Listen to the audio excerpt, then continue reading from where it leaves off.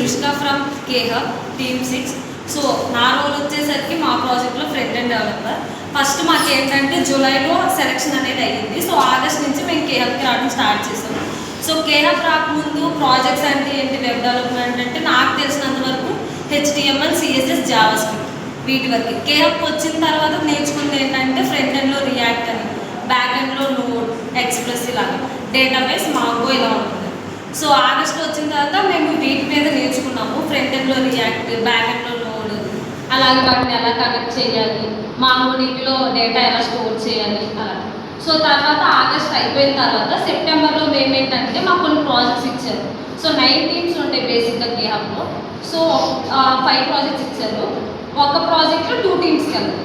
So అలాగా మేము చూస్ చేసుకుంది ఏంటంటే హ్యాక్ స్టాక్ అంటే ఒక హ్యాకథాన్ వెబ్సైట్స్. మనకు తెలుసు కదా, కాలేజ్లో హ్యాకథాన్స్ కండక్ట్ చేస్తారు. అలాగే ఎవరైనా అప్ టు స్కిల్స్ ఇలా వాడేవాళ్ళు ఉంటారు. సో దాంట్లో ఏంటంటే మనకి హ్యాకథాన్స్ ఆన్లైన్లో కండక్ట్ చేస్తే అలా ఉంటుంది కదా. సో మా వెబ్సైట్లో కూడా మేమేం చేస్తామంటే ఇక్కడ 4 లాగిన్స్ ఉంటాయి. మనము నార్మల్గా ఏదైనా వెబ్సైట్ లాగిన్ అవ్వాలంటే స్టూడెంట్ లాగిన్ అలా అవుతాం కదా. సో మా వెబ్సైట్లో మేమేంటంటే ఫ్యాకల్టీ లాగిన్ అవ్వచ్చు, కాలేజ్ లాగిన్ అవ్వచ్చు. ఇలా లాగిన్ అయ్యి స్టూడెంట్స్ అనే వాళ్ళు హ్యాకథాన్ని చేయాలి. సో మిగతా వాళ్ళు ఏంటంటే హ్యాకథాన్ని హోస్ట్ చేస్తారు. సో హోస్ట్ చేసి ఆ హ్యాకథాన్ వెబ్సైట్ అనేది ఇంప్రూవ్ అవుతుంది. సో దీంట్లో నా రోల్ వచ్చేసరికి front end. So front end మేము యూజ్ చేసింది ఏంటంటే రియాక్ట్ చేసి, అలాగే బ్యాక్ ఎండ్ మేము యూజ్ చేసింది ఫాస్ట్ ఏపీఐ. ఫాస్ట్ ఏపీఐ ఎందుకు చూస్ చేసుకున్నామంటే సెక్యూరిటీ పర్పస్ కానీ ఫాస్ట్గా కనెక్ట్ అవ్వడానికి దాన్ని. మళ్ళీ మాంగో డీబీ అంటే మీరు లాగిన్ అయ్యారనుకో మీ క్రెడెన్షియల్స్ ఉంటాయి కదా, మెయిల్, పాస్వర్డ్, ఇవన్నీ ప్రాజెక్ట్ యొక్క అడ్మిన్ దగ్గర ఉండాలి కదా. సో అదంతా స్టోర్ అయ్యేది వచ్చేసరికి Mongo DB. So September month మొత్తం ఇచ్చేసాం.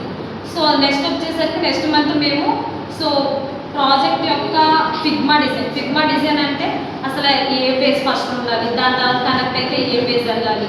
సో అది మొత్తం చేసేది ఫిగ్మా. దాని నెక్స్ట్ మంత్ మేము ఫ్రంట్ ఎండ్ చేసాం. సో ఫ్రంట్ ఎండ్ స్టార్ట్ చేసాం. ముందు ఫిగ్మా మనం డిజైన్ చేసి పెట్టుకున్నాం కదా. సో ఒక్కొక్క పేజ్ ఫంక్షనాలిటీ క్రియేట్ చేసుకున్నాం. సో ఫంక్షనాలిటీ క్రియేట్ చేసుకొని VS కోడ్లో ఫ్రంట్ ఎండ్ మొత్తం చేసాం. దాని తర్వాత మేము AAAకి సెలెక్ట్ అయ్యాము. 18 మెంబర్స్ అక్కడికి వెళ్ళిన తర్వాత మేమేం చేసామంటే మేము సెలెక్ట్ అయిన రీసెర్చ్ ల్యాబ్ మేము వర్క్ చేసింది RCTS. సో దాంట్లో మాకు ఇచ్చిన ప్రాజెక్ట్ ఏంటంటే NGO ఒక ఆర్గనైజేషన్ కొన్ని ప్రాజెక్ట్స్ ఆల్రెడీ వాళ్ళు చేసి ఉన్నారు. సో అవి మాకు ఇచ్చి మీరు ఇంకేం ఇంప్లిమెంట్ చేస్తారు అని చెప్పి ఇచ్చారు.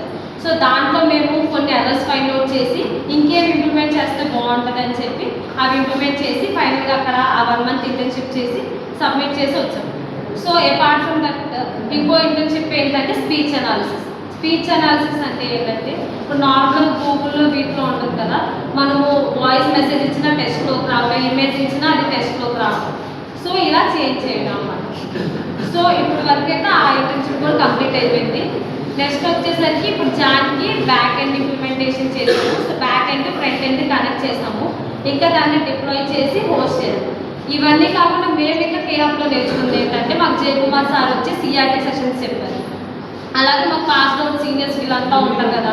సో డాకర్ అంటే ఏంటి, ఫాస్ట్ ఏపీఐ అంటే ఏంటి, ఫిగ్మా అంటే ఏంటి, అవన్నీ వాళ్ళు సెషన్స్ చెప్పి మాకు చెప్తూ ఉంటారు. అలాగే డెవాప్స్, మా సీనియర్ డెవాప్స్ ఎవరైతే అటెండ్ అయ్యారో వాళ్ళు మాకు క్లాస్ చెప్పి ఇంకా చేస్తున్నారు. సో ఇప్పటి వరకు అయితే project front end back end మొత్తం కంప్లీట్ అయిపోయింది. సో ఫైనల్గా దాన్ని డిప్లాయ్ చేసి ఒక యాప్లా క్రియేట్ చేసి ఇవ్వాలనుకుంటున్నాను.